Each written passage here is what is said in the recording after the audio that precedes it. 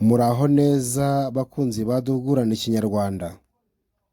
Reka nizere ko meze neza aho muri hose, baba bari i Rwanda, abari hakurya y'inkiko z'u Rwanda ndetse n'ibwotamasimbi. Reka twizere ko mugitera kuka. Hashize igihe tutaganira, ariko ubu ngubu twaje duhagurukanye imizi n'imiganda kugira ngo dukomeze duhane umuganda duhugurana ku rurimi rwacu kavukire, ku muco wacu, ku rurimi dusangiye twese kandi ruturyoha mu mvugo ndetse no mu biganiro tugira n'inshuti zacu cyangwa se ijambo dufite aha n'aha.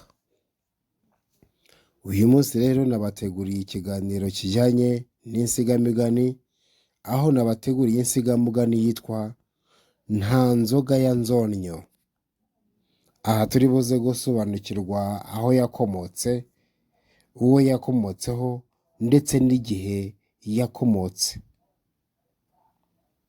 Tubahaye ikaze. Nta nzoga ya Nzonnyo. Uyu mugani bawucira ku muntu usuzuguritse, baca amaci yo kwirozanga icyo agamije kubaha, nibwo bagira bati nimucyo twigendere, nta nzoga ya Nzonnyo. Wakomotse ku mugabo witwaga Nzonnyo ahagana mu mwaka w'1800.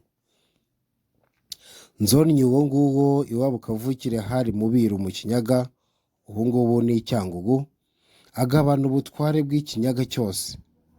Rimwe rero aza gufata igihe kwa Gahindiro ku Kamonyi. Bigeze aho arasezera arataha.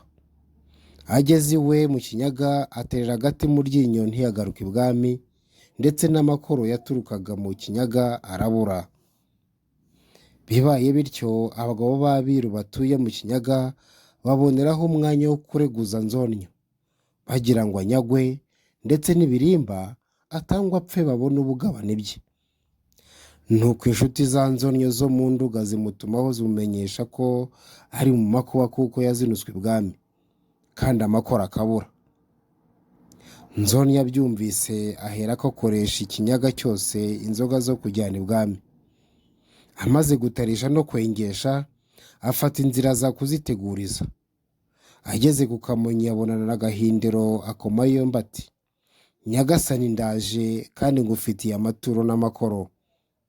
Gahindiro arishima, abwira abahungu bari kumwe ko bari butaramire ku nzoga za Nzonnyo.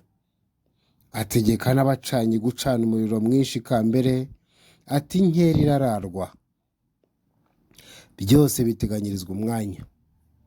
Naho Nzonnyo yateguje bisa nk'amatakira ngo inzoga zikiri mu Kinyaga. Inshuti ze ziramubaza ziti kumaze kubwira ibwami ko ufite amakoro n'inzoga, none biri he? Ati nasize mbwiye abanyakinyaga ko bazishaka bakazinkurikiza. Inshuti ze ziti wikoreye ishyano, ntawe ubwira ibwami icyo adafite.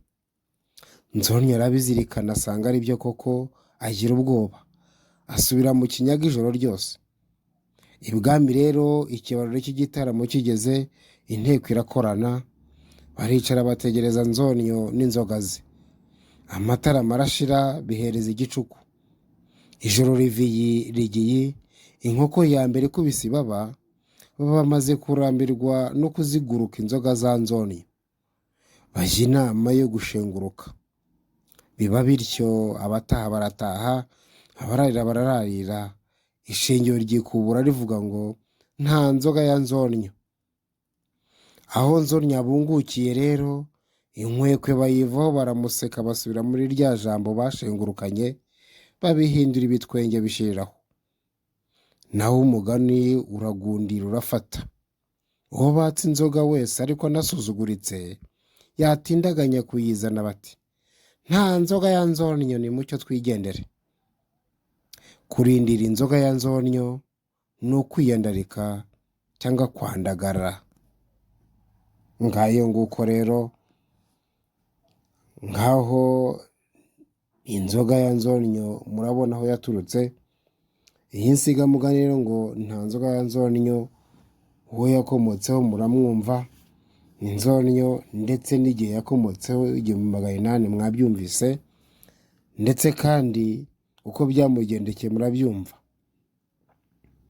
Ni mucyo rero dukomeze nibura tuvome byinshi mu mateka batubanjirije badusigiye, maze nibura dufatireho duhindure imico imwe n'imwe yatuma dusuzugurika ndetse tuniyandarika ahantu aho ariho hose, kandi twakagombye kuba indashyikirwa tukaba inyangamugayo, ntituzabe nka Nzonnyo. Ngaho rero nimukomeze mugire amahoro n'amahore aho muri hose, kandi mbifurije kugira impagarike n'ubugingo. Mwari kumwe na Ntakirutimana Alexandre.